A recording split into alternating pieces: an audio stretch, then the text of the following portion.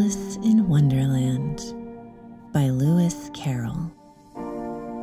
Chapter 1, Down the Rabbit Hole. Alice was beginning to get very tired of sitting by her sister on the bank and of having nothing to do. Once or twice, she had peeped into the book her sister was reading, but it had no pictures or conversations in it. And what is the use of a book, thought Alice, without pictures or conversations?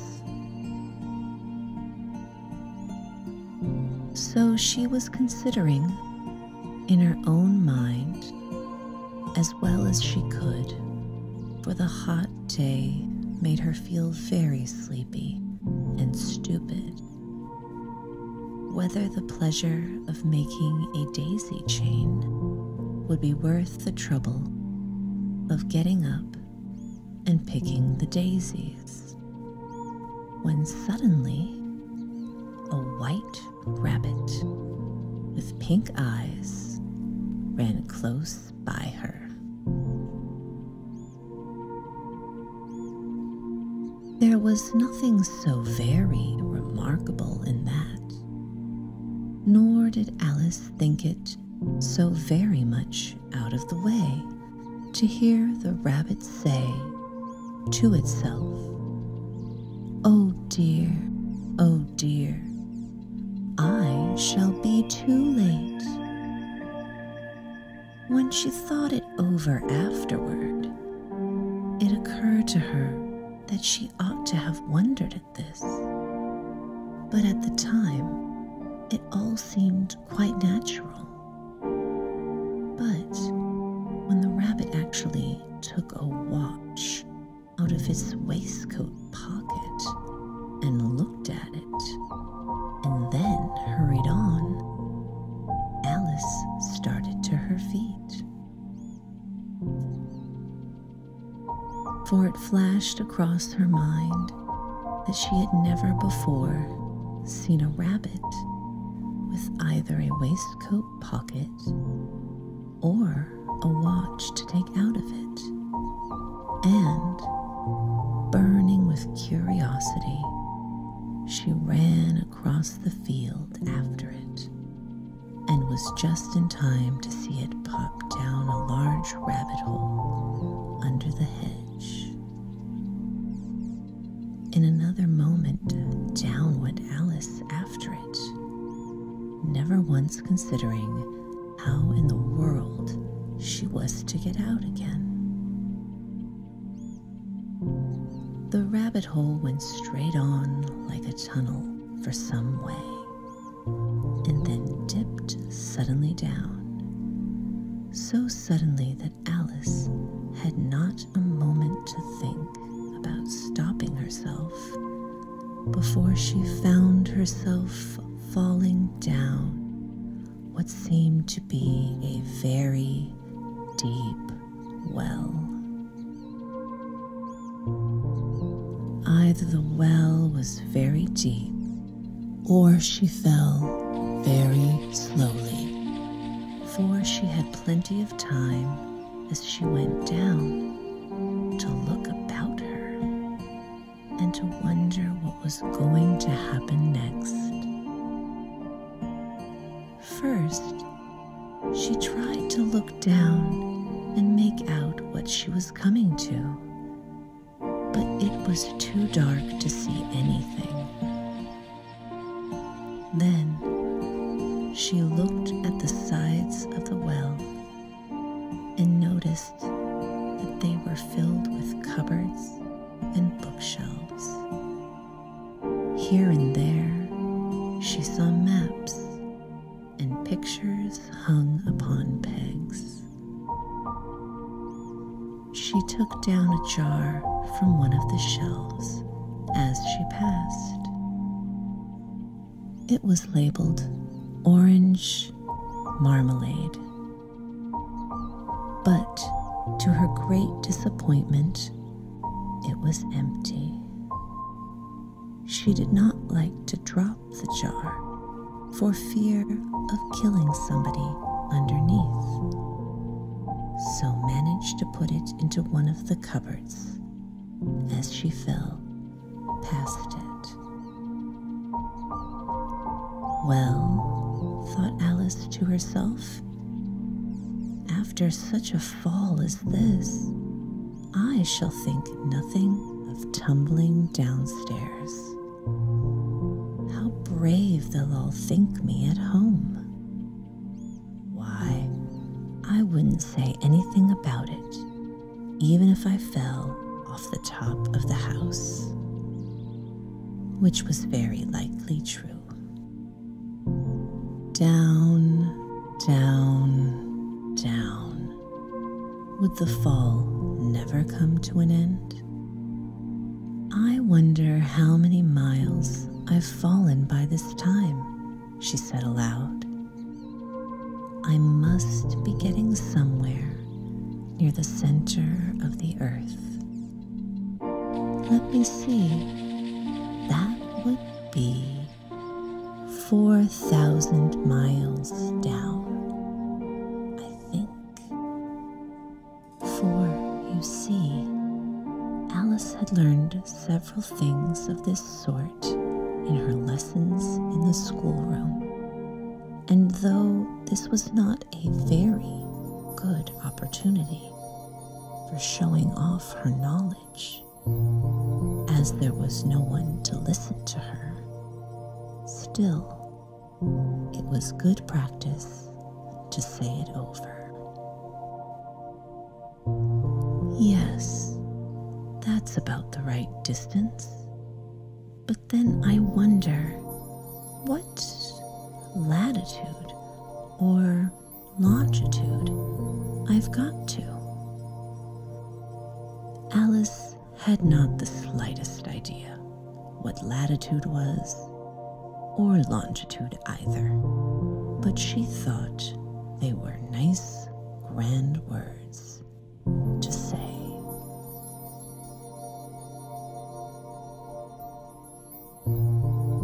Presently, she began again.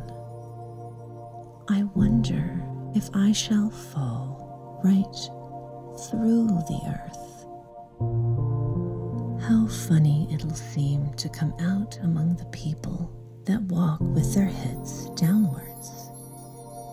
The antipathies, I think. She was rather glad there was no one listening this time, as it didn't sound at all the right word. But I shall have to ask them what the name of the country is, you know. Please, ma'am, is this New Zealand or Australia? And she tried to curtsy as she spoke. Fancy curtsying as you're falling through the air. Do you think you could manage it? And what an ignorant little girl shall think me for asking. No, it'll never do to ask. Perhaps I shall see it written up somewhere. Down, down, down. There was nothing else to do, so Alice began talking again. Dinah'll miss me very much tonight, I should think. Dinah was the cat. I hope they'll remember her saucer of milk at tea time. Dinah, my dear, I wish you were down here with me. There are no mice in the air, I'm afraid, but you might catch a bat, and that's very like a mouse, you know. But do cats eat bats, I wonder? And here, Alice began to get rather sleepy, and went on saying to herself in a dreamy sort of way, "Do cats eat bats? Do cats eat bats? And sometimes, do bats eat cats?" For you see, as she couldn't answer either question, it didn't much matter which way she put it. She felt that she was dozing off and had just begun to dream that she was walking hand in hand with Dinah, and was saying to her very earnestly, "Now, Dinah, tell me the truth. Did you ever eat a bat?" When suddenly, thump, thump, down she came upon a heap of sticks and dry leaves, and the fall was over. Alice was not a bit hurt, and she jumped up onto her feet in a moment. She looked up, but it was all dark overhead. Before her was another long passage, and the white rabbit was still in sight, hurrying down it. There was not a moment to be lost. Away went Alice like the wind, and was just in time to hear it say, as it turned a corner, "Oh, my ears and whiskers, how late it's getting." She was close behind it when she turned the corner, but the rabbit was no longer to be seen. She found herself in a long, low hall, which was lit up by a row of lamps hanging from the roof. There were doors all around the hall, but they were all locked, and when Alice had been all the way down one side and up the other, trying every door, she walked sadly down the middle, wondering how she was ever to get out again. Suddenly, she came upon a little three-legged table, all made of solid glass. There was nothing on it but a tiny golden key, and Alice's first idea was that this might belong to one of the doors of the hall. But alas, either the locks were too large, or the key was too small. But at any rate, it would not open any of them. However, on the second time round, she came upon a low curtain she had not noticed before, and behind it was a little door about 15 inches high. She tried the little golden key in the lock, and to her great delight, it fitted. Alice opened the door and found that it led into a small passage, not much larger than a rat hole. She knelt down and looked along the passage into the loveliest garden you ever saw. How she longed to get out of that dark hall and wander among those beds of bright flowers and those cool fountains. But but she could not even get her head through the doorway. And even if my head would go through, thought poor Alice, it would be of very little use without my shoulders. Oh, how I wish I could shut up like a telescope. I think I could if I only knew how to begin. For, you see, so many out-of-the-way things had happened lately that Alice had begun to think that very few things indeed were really impossible.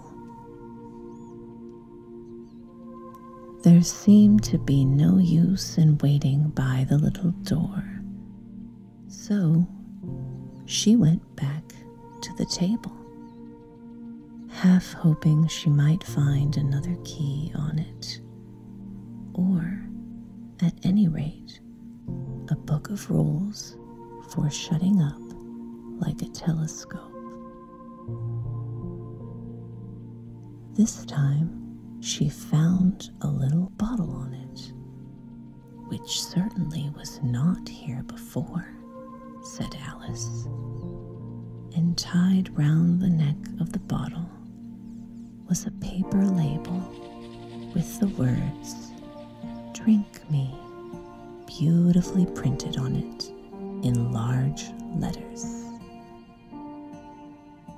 It was all very well to say "drink me," but the wise little Alice was not going to do that in a hurry. "No, I'll look first," she said, "and see whether it's marked poison or not." For she had read several nice little stories about children who had got burned and eaten up by wild beasts and other unpleasant things, all because they would not remember the simple rules their friends had taught them, such as that a red-hot poker will burn you if you hold it too long, and that if you cut your finger very deeply with a knife, it usually bleeds. And she had never forgotten that if you drink much from a bottle marked poison, it is almost certain to disagree with you sooner or later. However, this bottle was not marked poison, so Alice ventured to taste it, and finding it very nice, it had in fact a sort of mixed flavor of cherry tart, custard, pineapple, roast turkey, toffee, and hot buttered toast. She very soon finished it off. "What a curious feeling," said Alice. "I must be shutting up like a telescope." And so it was indeed. She was now only 10 inches high, and her face brightened up at the thought that she was now the right size for going through the little door into that lovely garden. First, however, she waited for a few minutes to see if she was going to shrink any further.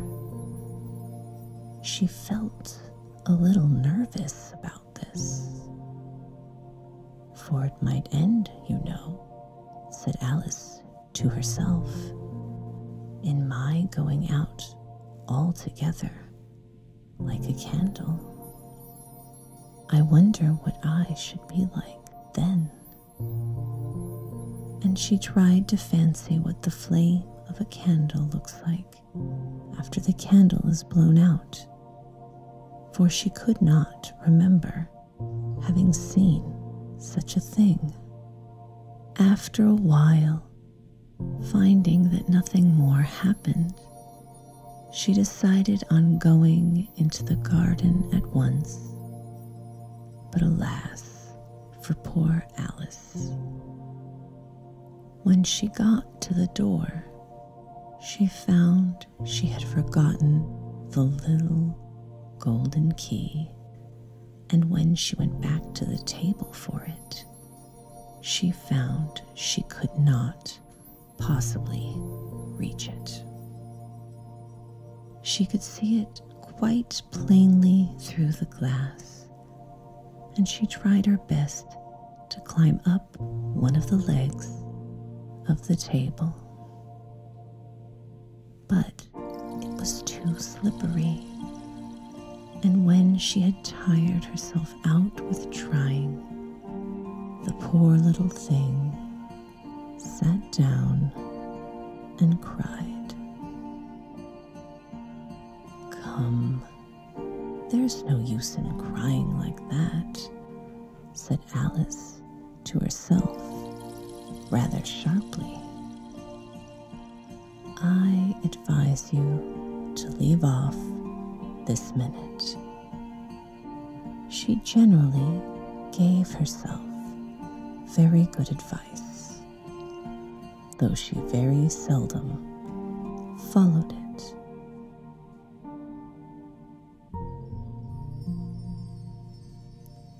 And sometimes she scolded herself so severely as to bring tears into her eyes.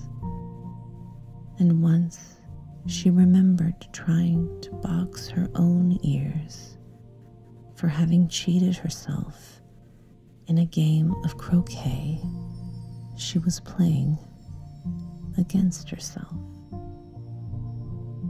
For this curious child was very fond of pretending to be two people. But it's no use now, thought poor Alice, to pretend to be two people. Why, there's hardly enough of me left to make one respectable person.